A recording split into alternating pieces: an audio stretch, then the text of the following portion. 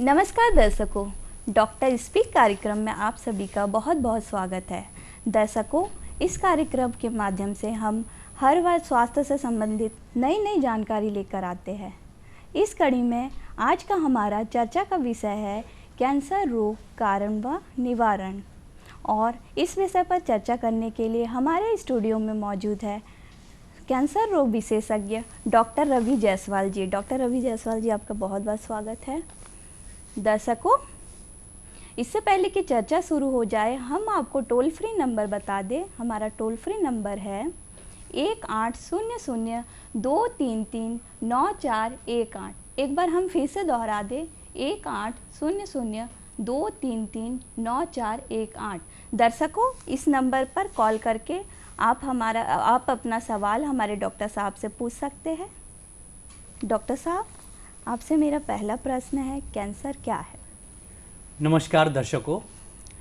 Cancer यानी हमारे शरीर में सेल्स, जिसको कोशिकाएं कहा जाता है, इनकी अनियंत्रित तरीके से ग्रोथ होना, और अनियंत्रित ग्रोथ होने की वजह से यह कोशिकाएं एक गुच्छा, एक गांठ बना देती है जो अन्य अंगों में फैलता है। इसको हम कैंसर कहते हैं। जी डॉक्टर साहब, हम ये जानना चाहेंगे कि कैंसर के केस बहुत तेजी से बढ़ रहे हैं, इसके क्या कारण हैं? कैंसर अब एक लाइफस्टाइल डिसीज हो गई है।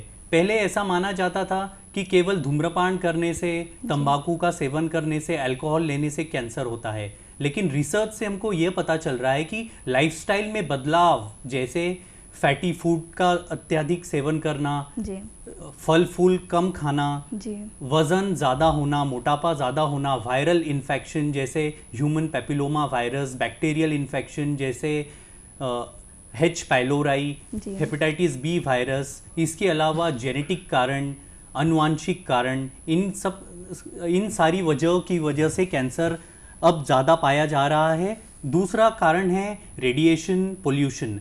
अब हम देख रहे हैं कि पहले से ज़्यादा हमारा वातावरण बहुत ज़्यादा पोल्यूटेड हो चुका है, केमिकल ज़्यादा है, फार्मिंग में पेस्टिसाइड्स का इस्तेमाल ज़्यादा हो रहा है। इन सारे कारणों को अगर हम एक साथ में जोड़ें तो कैंसर का प्रमाण तेज़ी से बढ़ता जा रहा है। जी जी डॉक्टर साहब, ये पूछना चाहूँगी मैं कि कैंसर के कई प्रकार होते हैं। डॉक्टर साहब, मैं आपसे अनुरोध करना चाहूँगी, हमारा एक कॉल आ चुका है, तो कॉल अटेंड कर लेते हैं हम। Hello hello. हाँ, कौन बोल रहे हैं? कहाँ से बोल रहे हैं? मैं निर्मल कुमार साहू, ग्राम करेडी, छोटी धमतरी से।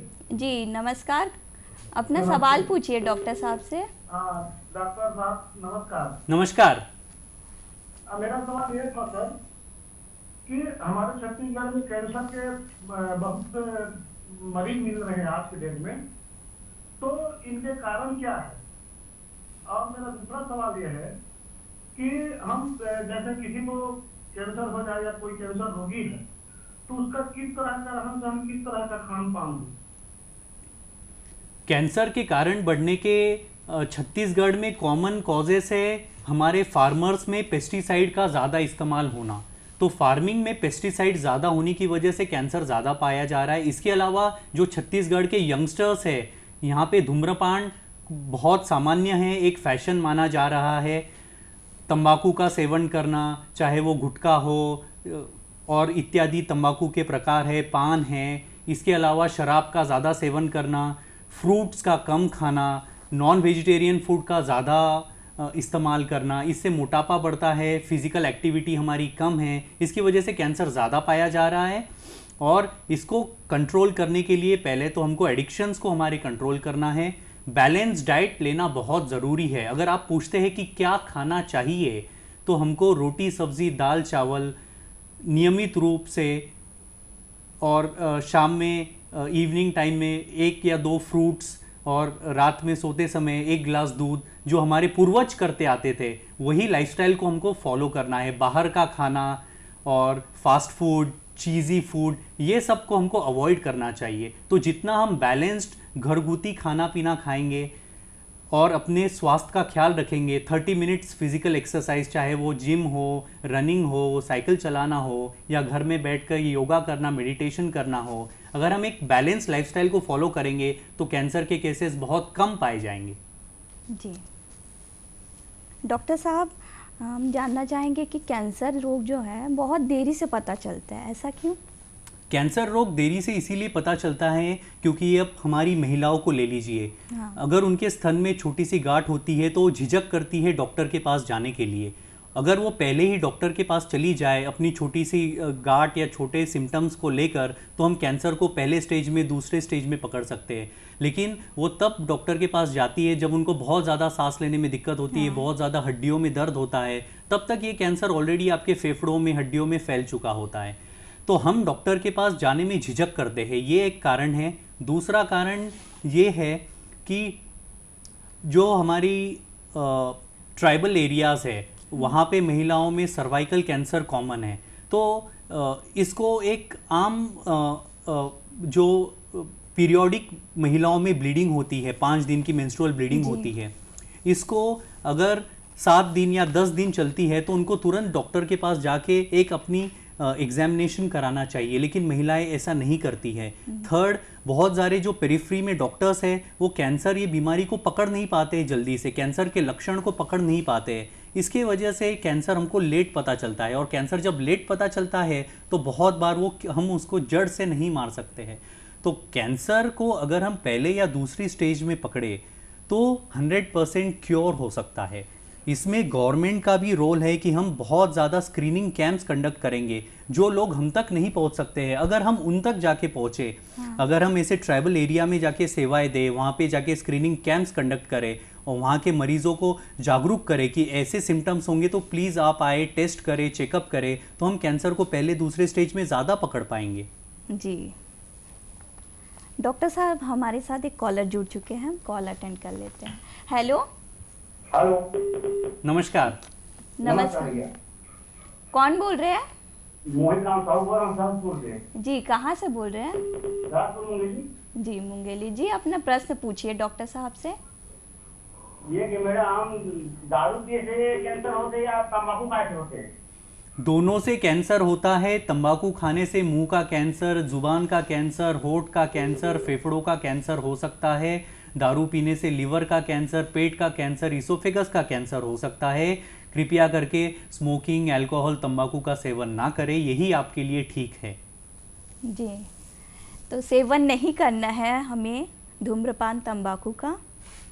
डॉक्टर साहब, अगला क्वेश्चन मैं करना चाहूँगी कि कैंसर क्या गंभीर रोग है? कैंसर कौन से टाइप का कैंसर है ये उसके ऊपर आधार है। जी। बहुत सारे ऐसे कैंसर होते हैं जो एक जगह पे केवल गार्ड बन के सीमित रहते हैं।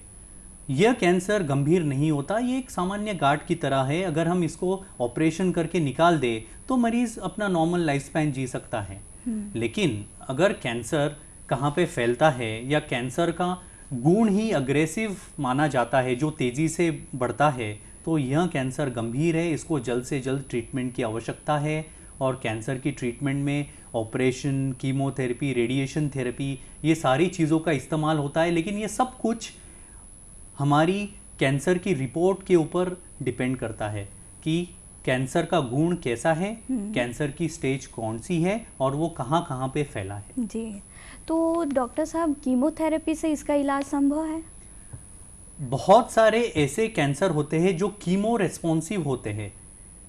कीमोथेरेपी को पहले आप समझिए, कैंसर को मारने की दवाई को कीमोथेरेपी कहते हैं। जी। हम सोसाइटी में देखते हैं कि लोगों के बीच में काफ़ी भय है कीमोथेरेपी को लेकर। हाँ। आजकल तो कीमोथेरेपी टैबलेट के फॉर्म में भी अवेलेबल है। तो जैसे बीपी का मरीज बीपी की गोली खाता है, ऐसे कैंसर के मरीज को कैंसर का ट्रीटमेंट लेना पड़ेगा। और कैंसर का ट्रीटमेंट कीमोथेरेपी द्वारा संभव है।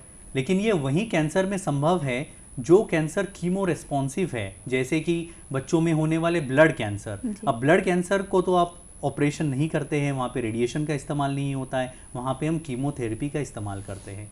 सेकेंड, महिलाओं में होने वाले अग्रेसिव ब्रेस्ट कैंसर्स, यहाँ पे भी कीमोथेरेपी ज़रूरी है।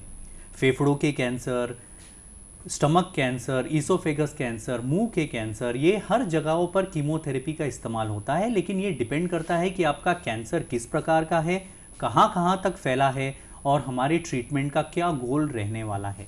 जी डॉक्टर साहब, आजकल बच्चों में भी कैंसर के केस बहुत देखने मिल रहे हैं, ऐसा क्यों? बच्चों में कैंसर के केसेस पहले भी देखे जाते थे, लेकिन हम पता नहीं कर पाते थे कि बच्चों को लंबे समय तक बुखार क्यों आ रहा है, बच्चे का वज़न क्यों कम हो रहा है, बच्चे के शरीर में खून क्यों नहीं बढ़ रहा है, क्यों इसका पेट फूला है। पहले ये सारी चीज़ों का हमारे पास में जवाब नहीं था, लेकिन जैसे जैसे साइंस में डेवलपमेंट हो रही है तो हम जल्दी से पता कर सकते हैं कि ये इस बच्चे को क्या बीमारी है, क्या संक्रमण है। ये पता करने के लिए हम कुछ टेस्ट करते हैं, जैसे पेट का अल्ट्रासाउंड किया जाता है। बहुत बार बच्चों में किडनी का ट्यूमर, जिसको विल्म्स ट्यूमर कहते हैं, या न्यूरोब्लास्टोमा कॉमन है। ऐसे ही ब्लड कैंसर, जिसको हम ल्यूकीमिया कहते हैं, ये बच्चों में बहुत ज़्यादा कॉमन है। ये हमको तभी पता चलता है जब हम उस दृष्टिकोण से सोचें, उस दृष्टिकोण से बच्चों की टेस्ट करें, जांच करें और कैंसर का पता लगाएं। जी डॉक्टर साहब, हम एक कॉल अटेंड कर लेते हैं पहले। बिल्कुल। हेलो। हेलो। हाँ जी, कौन बोल रहे हैं? जी, मैं भगत राम पटेल बोल रहा हूँ, भूलको बिलासपुर, छत्तीसगढ़ से। जी नमस्कार डॉक्टर साहब। आपको डॉक्टर साहब को नमस्कार। नमस्कार जी डॉक्टर साहब से। मेरे पास दो प्रश्न हैं। हाँ जी। एक प्रश्न ये है कि हमें कैसे पता चलेगा कि किसी को अगर कैंसर है, उनका प्रारंभिक लक्षण कैसे होता है, और किस तरह का जो कैंसर है वो शरीर के लिए ज्यादा खतरनाक होता है। और दूसरा प्रश्न मेरा ये है कि यदि कैंसर को इलाज में अगर कोई लापरवाही हो रहा है या फिर ऑपरेशन होना जरूरी है, तो ऑपरेशन जरूरी ना हो, इसके लिए हमें क्या क्या करना चाहिए जिससे कैंसर जो है समाप्त हो सके या वो मिट जाए। तो आपका जो पहला सवाल है कि कैंसर के लक्षण, ये डिपेंड करता है कि आपको कौन सी जगह का कैंसर है। मान लीजिए मुंह का कैंसर अगर हम ले ले तो मुंह में छाला होना जो काफ़ी समय तक ठीक नहीं हो रहा है, खांसी जो 1 महीने से ज़्यादा है, खांसी जिसमें खून आता है, बुखार जो 1 महीने से ज़्यादा है, वज़न का कम होना, शरीर में कहाँ पर भी गांठ होना, ज़्यादातर गले में गांठ दिखाई देती है, महिलाओं में स्तन में गांठ होती है, बगल में गांठ होती है, महिलाओं में आमतौर पर ब्लीडिंग जो असामान्य रूप से 10 दिन 15 दिन 1 महीने तक चलती जा रही है, पेट का फूलना, पेट में पानी जमना, मोशन के रास्ते से जो हम स्टूल पास करते हैं उसके साथ में ब्लड का जाना, ये सारे कॉमन के सिम्टम्स है, अर्ली सिम्टम हैं। अगर हम इनको पकड़ते हैं तो हम कैंसर का जल्द से जल्द पता कर सकते हैं। जब ट्रीटमेंट की हम बात करते हैं तो कैंसर की ट्रीटमेंट डिपेंड करती है कि आपका ट्यूमर का प्रकार क्या है, उसका गुण क्या है और वो कौन से स्टेज में है। अगर उदाहरण के लिए हम ब्रेस्ट कैंसर को लेते हैं, अगर ब्रेस्ट कैंसर पहले स्टेज में है, दूसरे स्टेज में है, तो आपको केवल सर्जरी की ज़रूरत है, यानी वो गांठ को हमको ऑपरेशन द्वारा निकालना है। उसको निकालने से वो पूरी तरह ठीक हो जाएगा, आपको कीमोथेरेपी, रेडिएशन की आवश्यकता नहीं पड़ेगी। लेकिन यदि हमारा ये ट्यूमर बहुत ज़्यादा है, यानी 5 सेंटीमीटर से बड़ा है, शरीर में और कहाँ पे फैला है, तब आप इसको ऑपरेशन द्वारा नहीं निकाल सकते क्योंकि ये ऑलरेडी कैंसर फैल चुका है। तब हम कीमोथेरेपी का इस्तेमाल करते हैं, यानी कुछ ऐसी दवाई दी जाती है जो ये ट्यूमर को मार गिराती है, इसके आकार को छोटा करती है, तो आगे चल के ऑपरेशन संभव हो। तो कैंसर का ट्रीटमेंट डिपेंड करता है कैंसर के गुण पे और कैंसर के स्टेज के ऊपर। दूसरी बात मैं आपको बता दूं, बहुत सारे ऐसे कैंसर हैं जिसमें ऑपरेशन की ज़रूरत नहीं पड़ती, कीमो की ज़रूरत नहीं पड़ती। आजकल हम नए युग में जी रहे हैं जहाँ पे टारगेटेड थेरेपी, इम्यूनोथेरेपी की बातें चलती है, यानी कुछ ऐसी दवाई जो कैंसर जिस रास्ते से फैलता है उसको रोका जा सकता है, उसको टारगेट किया जा सकता है, इसको टारगेटेड थेरेपी कहते हैं। इम्यूनोथेरेपी यानी कुछ ऐसी दवाई जो शरीर की प्रतिकार रोधक शक्ति को इतनी बढ़ा देती है कि आपका शरीर ही कैंसर को नष्ट करेगा। तो टारगेटेड थेरेपी और इम्यूनोथेरेपी द्वारा कैंसर 4th स्टेज में भी ठीक हो सकता है। पटेल जी, आप जवाब से सहमत होंगे, हम आशा करते हैं। डॉक्टर साहब, कैंसर से बचाव कैसे किया जा सकता है? कैंसर से बचाव करने के लिए मोस्ट इम्पॉर्टेंट है कि हम स्मोकिंग, टोबैको च्यूइंग और अल्कोहल का सेवन न करें जी। क्योंकि 30% कैंसर कहीं ना कहीं सिगरेट हो, चाहे बीड़ी हो, धूम्रपान हो, टोबैको से जुड़े रहते हैं। सेकेंड, पोल्यूशन से हम बचें क्योंकि पोल्यूशन में बहुत सारे टॉक्सिक गैसेस रहते हैं जिससे फेफड़ों के कैंसर ज़्यादा पाए जा रहे हैं। थर्ड, नियमित रूप से हम चेकअप करें। जब भी हमको लगता है कि कोई भी अर्ली सिम्टम है तो हम तुरंत डॉक्टर के पास जाए, डॉक्टर की सलाह ले।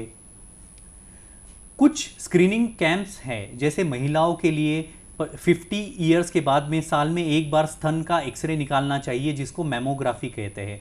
ऐसे ही सर्वाइकल कैंसर के लिए पैप स्मीयर की स्क्रीनिंग की जाती है। गवर्नमेंट इसकी फ्री कैंप्स जगह जगह पर लगाती है, तो इन कैंप्स में हमको जाके शामिल होना है, उसका हिस्सा होना है, ताकि कैंसर को हम पहले ही पकड़ सके। और सबसे मोस्ट इम्पॉर्टेंट है कि हम हमारी लाइफस्टाइल को चेंज करें। कैंसर को अब लाइफस्टाइल डिसीज़ माना जा रहा है, यानी पहले हम 6 बजे उठते थे, रात में 9 बजे सोते थे, घर का खाना खाते थे। आजकल ऐसा नहीं होता है। हम रात में 2-3 बजे तक मोबाइल लेके बैठे रहते हैं, व्हाट्सएप फेसबुक करते हैं। खाना हमारा हमेशा बाहर का होता है, फल का सेवन नहीं करते, हरी सब्जियां नहीं खाते। इसकी वजह से शरीर को जो फाइबर मिलना चाहिए वो नहीं मिलता है। जितनी कैलोरीज की ज़रूरत है उससे 10 गुना ज़्यादा हम कैलोरी कंज्यूम करते हैं। इसकी वजह से कैंसर का बचाव नहीं हो पा रहा है। इन छोटी छोटी चीज़ों को अगर हम ध्यान देंगे तो काफ़ी हद तक कैंसर से बच सकते हैं। कैंसर हमको ना हो इसके लिए हम काळजी ले सकते हैं। जी डॉक्टर साहब, आजकल महिलाओं में स्तन कैंसर के केस बहुत देखने मिल रहे हैं, इसके क्या कारण हैं? महिलाओं में इनफैक्ट स्तन कैंसर अब सबसे ऊपर आ गया है। पहले सर्वाइकल कैंसर को माना जाता था कि सर्वाइकल कैंसर महिलाओं में सबसे ज़्यादा है, लेकिन जो गवर्नमेंट ने एफर्ट लिए, स्क्रीनिंग कैंप्स की, महिलाओं को आजकल सर्वाइकल कैंसर की वैक्सीन भी लगती है 13 से 15 साल के बीच में।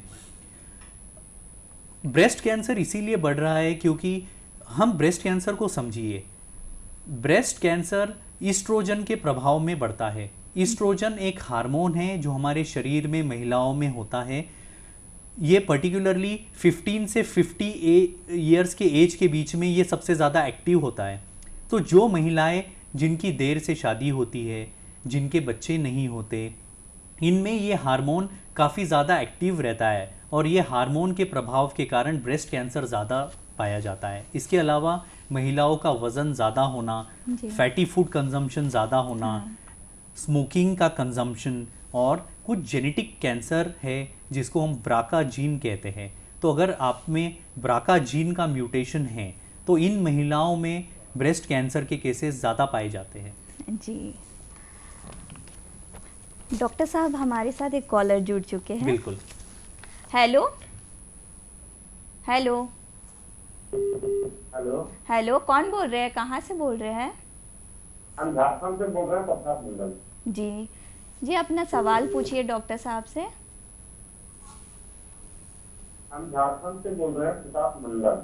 जी प्रताप जी, अपना सवाल पूछिए डॉक्टर साहब से। सर, यह है पूछना चाहता हूँ कि हमारे गला में दर्द होता है, साल भर देर के खाने में।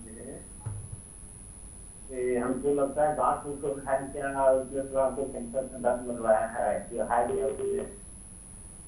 आप तंबाकू का सेवन करते हैं, स्मोकिंग करते हैं, तंबाकू का सेवन करते हैं? नहीं सरकार ये थे लेकिन छोड़ दिए हैं, साल भर से दर्द हो रहा है तो छोड़ दिए शराब और तंबाकू भी। तो बहुत ज़रूरी है कि आप आपके घर के नज़दीक में कैंसर के डॉक्टर या ईएनटी डॉक्टर या जनरल फिजिशियन किसी को भी जाके दिखाए, अपने गांठ का परीक्षण कराए। और अगर डॉक्टर को लगता है कि ये कैंसर की गांठ है तो वहाँ से एक छोटा सा सैंपल लेंगे जिसको नीडल टेस्ट कहते हैं। इससे कंफर्म हो जाएगा कि वो कैंसर की गांठ है या नहीं है। जी जी डॉक्टर साहब, कैंसर के भी कई स्टेज होते हैं, कितने प्रकार के होते हैं इसके स्टेज? कैंसर की 4 स्टेज होती है। जी। पहली स्टेज यानी कैंसर गाढ़ बनकर वो एक ही जगह में स्थित है। दूसरी स्टेज यानी कैंसर वहाँ से निकलकर आसपास की जगहों में फैल रहा है। तीसरी स्टेज कैंसर आसपास की एरिया में इन्फिल्ट्रेट कर रहा है, यानी उसकी मसल के अंदर जा रहा है। और चौथा स्टेज यानी कैंसर अब वहाँ से निकलकर हड्डियों में, फेफड़ों में, ईतर ऑर्गन्स में फैल रहा है। तो ये बहुत इम्पॉर्टेंट है कि हम कैंसर की स्टेज को इलाज करने से पहले पता करें। जी, तो सर इलाज क्या संपूर्ण इलाज हो सकता है कैंसर का? बिल्कुल, कैंसर का अब 100% इलाज संभव है। कैंसर के इलाज के लिए एक टीम ऑफ डॉक्टर्स बैठती है जिसमें एक कीमोथेरेपी वाले डॉक्टर जिसको मेडिकल ऑन्कोलॉजिस्ट कहते हैं, जी। सेकंड सेकाई वाले डॉक्टर जिसको रेडिएशन ऑन्कोलॉजिस्ट कहते हैं, और थर्ड ऑपरेशन वाले डॉक्टर जिसको सर्जिकल ऑन्कोलॉजिस्ट कहते हैं। ये 3 डॉक्टर की टीम बैठ के हर कैंसर के मरीज को पहले दिन देखती है और डिसाइड करती है कि ये मरीज के लिए योग्य ट्रीटमेंट क्या रहेगा। कुछ पेशेंट को पहले ऑपरेशन करने के बाद में कीमोथेरेपी लगती है, कुछ मरीज को पहले कीमोथेरेपी लगती है, उससे उनके ट्यूमर यानी कैंसर का आकार छोटा किया जाता है, उसके बाद में ऑपरेशन संभव होता है। कुछ ऐसे मरीज हैं जिनको केवल टैबलेट द्वारा उनका कैंसर ठीक हो सकता है, जिसको हम टारगेटेड थेरेपी कहते हैं, हार्मोनल थेरेपी कहते हैं, खास करके महिलाओं में ऑपरेशन होने के बाद में। डॉक्टर साहब एक कॉलर जुड़ चुके हैं, हम उनसे बिल्कुल। बात कर लेते हैं। हेलो हेलो, हाँ मैं कौन बोल रहे हैं, कहाँ से बोल रहे हैं? कुमार साहू बोरा से धमतरी जिला जी छत्तीसगढ़। जी डॉक्टर साहब से अपना सवाल पूछिए। मेरे लेट्रिन द्वार में जलन होता है सर, तो क्या कारण होता होगा ऐसा डॉक्टर कुछ? कहाँ पे जलन होता है? लेट्रिन द्वार में। लैट्रिन के यहाँ पे किसको, आपको होता है? जी जी मेरे को। आपकी उम्र कितनी है? उम्र है 52-53 साल। 52-53 साल। और आपको आपके लैट्रिन के साथ में ब्लड भी निकलता है? देखा नहीं होता कभी। तो ये ध्यान देना बहुत ज़रूरी है, क्योंकि अगर आपको लैट्रिन के साथ में अगर ब्लड भी निकलता है तो आपको डॉक्टर को दिखाने की ज़रूरत है। सेकंड, अगर आपका पेट साफ नहीं होता है तो इसकी वजह से भी वहाँ पे जलन हो सकती है। तो एक सिरप, पेट साफ होने का एक सिरप आता है, उसका आप सेवन करें। और कई सारे केसेस में ये कॉन्स्टिपेशन यानी कब्ज जिसको हम कहते हैं, ये सिरप पीने से वो कॉन्स्टिपेशन की आपकी प्रॉब्लम ठीक हो जाएगी। लेकिन अगर वो प्रॉब्लम आपकी ठीक नहीं होती है तो ऐसे इसमें आपको डॉक्टर को दिखाने की ज़रूरत है। वहाँ पे वो एक छोटी सी जांच करेंगे जिसको सिग्मोइडोस्कोपी कहते हैं, यानी एंडोस्कोपी। उसके द्वारा हम पता कर सकते हैं कि ये कैंसर की गांठ है या कैंसर की गांठ नहीं है। जी नमस्कार डॉक्टर साहब, कैंसर के इलाज में क्या क्या साधन मतलब इस्तेमाल किए जाते हैं, क्या क्या उपचार है इसके? कैंसर के ट्रीटमेंट में सबसे मोस्ट इम्पॉर्टेंट है कि हमारा डायग्नोसिस कैसा है, क्योंकि सब कुछ डिपेंड करता है डायग्नोसिस के ऊपर। डायग्नोसिस के लिए हम वहाँ से एक बायोप्सी लेते हैं, यानी एक छोटा सा टुकड़ा। महिलाओं में जैसे ब्रेस्ट कैंसर है तो वहाँ से हम एक छोटा सा टुकड़ा लेंगे, उसकी जांच करेंगे, कैंसर के गुण को समझेंगे। सेकेंड, इमेजिंग, सीटी स्कैन हो, एमआरआई हो। किसी को सांस लेने में दिक्कत है, खांसी है, तो हम वहाँ पे सीटी स्कैन करके देखेंगे। महिलाओं में सर्वाइकल कैंसर है तो हम वहाँ का एमआरआई करके देखेंगे। अगर किसी को बहुत ज़्यादा सर दर्द है तो हम दिमाग का एमआरआई करके देखेंगे। इसको कहते हैं स्टेजिंग। तो पहले डायग्नोसिस जो बायोप्सी से करते हैं, दूसरा स्टेजिंग जो इमेजिंग से करते हैं, और तीसरा ट्रीटमेंट के लिए surgery, chemotherapy and radiation therapy. तो सर्जरी भी काफ़ी स्किलफुल आजकल हो गई है, क्योंकि कैंसर सर्जरी। डॉक्टर साहब अब समय का अभाव होने के कारण हम आपसे माफ़ी चाहते हैं। कैंसर से संबंधित इतनी सारी जानकारी देने के लिए आपका बहुत बहुत धन्यवाद। Thank you so much. दर्शकों, अगले अंक में फिर से एक नए विषय के साथ उपस्थित होंगे। तब तक के लिए हमें दीजिए इजाज़त। नमस्कार।